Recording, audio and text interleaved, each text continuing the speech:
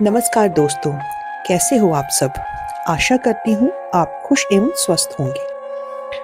चलिए आज की कहानी स्टार्ट करते हैं। एक गांव में एक किसान था और उसके दो बेटे थे। उनकी एक छोटा सा परिवार था। वो लोग आपस में बहुत खुश थे।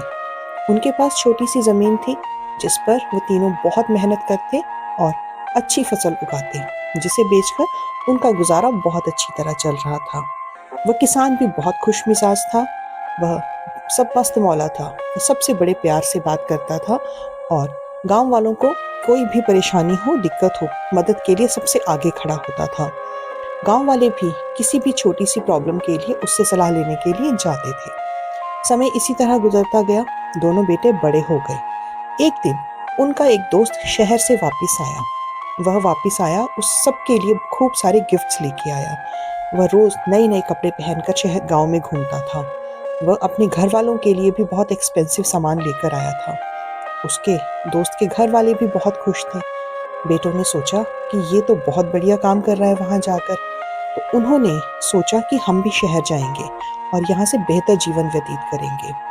उन्होंने इस बारे में अपने पिता से बात की कि पिताजी, आपकी सेहत अच्छी है, अभी आप खेती संभाल लोगे। हम एक काम करते हैं, हम दोनों शहर जाके वहाँ नौकरी करते हैं और यहाँ से ज़्यादा बेहतर कमाई करेंगे।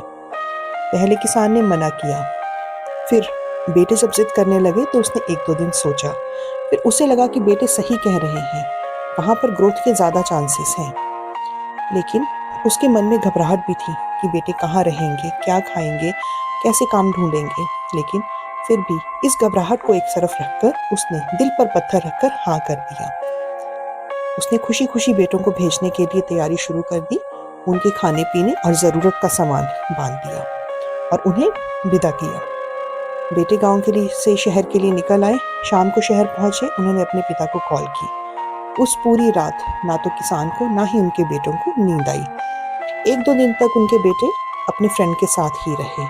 काम ढूंढना कोई आसान काम तो नहीं है, लेकिन वो कोशिश करते रहे। इधर किसान को काफ़ी टेंशन थी। अपने फादर की टेंशन देखकर बेटे भी बहुत मेहनत करके नौकरी ढूंढने लगे। काफ़ी दिनों के बाद उन्हें एक छोटी सी फैक्ट्री में जॉब मिल गई। सुबह 9 से 6 की जॉब थी। लेकिन बेटों ने कभी किसी के अंडर काम किया नहीं था, तो उनका मन नहीं लग रहा था। वो तो बचपन से अपने पिता के साथ खेती का काम करते थे। जब मन किया कर लिया, मस्त मौला किस्म का काम था। तो उनका मन नहीं लगा। उन्होंने अपने पिता को बताया। पिता को और टेंशन हुई। उसने अपनी सेविंग्स इकट्ठी की और बेटों को शहर भेज दी और उन्हें कहा कि तुम अपना कोई काम शुरू कर लो। तो उस सेविंग से बड़े बेटे ने एक अम्ब्रेला की शॉप खोली और छोटे बेटे ने पापड़ बनाने का बिजनेस स्टार्ट किया। दोनों मेहनती तो बहुत थे। दोनों ने खूब मेहनत की। धीरे धीरे दोनों का काम चल पड़ा। उनकी अच्छी इनकम होने लग गई और वो दोनों बहुत खुश थे। लेकिन किसान था कि वो अभी भी खुश नहीं था। वो बहुत टेंशन लेता था। सब लोग, आसपास के लोग नोटिस कर रहे थे कि किसान किसी चीज़ की टेंशन से भरा हुआ है। वह गुमसुम रहता था। वो किसी से बात करना तो दूर की बात है, सारा टाइम परेशान रहता था। बेटे जब फ़ोन पे अपने फादर से बात करते थे, उन्होंने भी महसूस किया कि फादर कुछ ठीक ढंग से बात नहीं करते हैं। इसी चिंता में बेटे गांव वापस आ गए और उन्होंने गांव वालों से भी पूछा, लेकिन किसी ने कुछ नहीं बताया। किसी को कुछ पता ही नहीं था उसकी परेशानी का कारण। खेती भी बहुत अच्छी चल रही थी। तभी उन्हें ध्यान आया बेटों को कि हमारे पड़ोस में एक टीचर हैं जो बहुत समझदार हैं। उन्होंने उनसे बात की अपने पिता की परेशानी के बारे में। तो किसान को टीचर ने अपने पास बुलाया। टीचर ने उससे बात करना स्टार्ट किया। पहले वो इधर उधर की बात करते रहे। फिर उन्होंने किसान से पूछा कि तुम्हें किस बात की चिंता है। तुम्हारी खेती बहुत अच्छी चल रही है, तुम्हारी सेहत बहुत बढ़िया है, बेटों का काम भी बहुत चल रहा है, फिर भी तुम किस चीज़ की चिंता में घुले जा रहे हो।